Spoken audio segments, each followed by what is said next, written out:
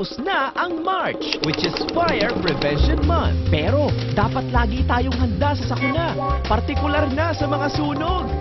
Alam niyo ba noong 2008, umaabot ng mahigit 21 ang fire incidents kada araw dito sa Pilipinas. O kung susumahin, ay mahigit 3 bilyon na ari-arian. Ano ba ang dapat nating malaman about fire prevention?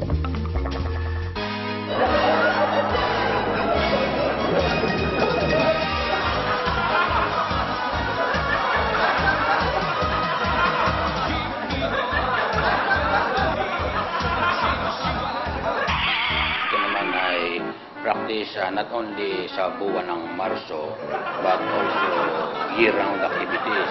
Pagdating sa loob ng bahay, tingnan natin yung kusina. So we have to check on the leaks dito sa mga LPG dahil common na causes of fire ay itong mga LPG. So tingnan natin yung mga hose, LPG hoses at saka yung mismo na burner. At tingnan natin yung tangke kung mayroong leaks. As much as possible, yung ating fire hose ay natin patagalin na sinuman para ma-replace agad ito. Yung ating naman tangke, kung pwede na mailagay natin ito doon sa mga fully ventilated areas para kung magkameron naman leak ay hindi ito mako-confine sa isang lugar. Yun yung pagdating sa kusina. Kailangan ma-check natin yung mga electrical installation sapagkat yung design nito for the last 10 to 15 or 20 years, maaaring nag-increase na yung mga loading requirements ng bahay. So, baka meron ng mga overloading diyan. If you understand people, stop, enough. Ikaw naman. Hindi, kaya mo yan. Two less lonely people in the world, and it's gonna be fine. Out of all the people in the world, I just can't believe your mind.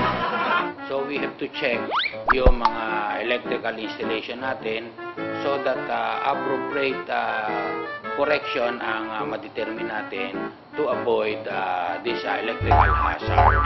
At yung ating mga bata, keep matches and lighters out of children's reach sapagkat kalimitan din sa kapabayaan natin sa ating mga bata ay sila mismo yung naglalaro ng buhay. At kailangan din natin ma-check yung number ng pinaka-nearest fire station so that kung magkameron ng emergency ay matatawagan natin. Meron tayong hotline na 117.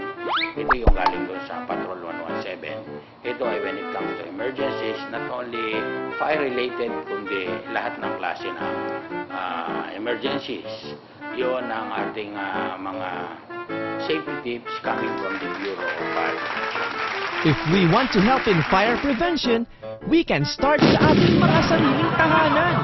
Safety for yourself, safety for your family, and safety for your community.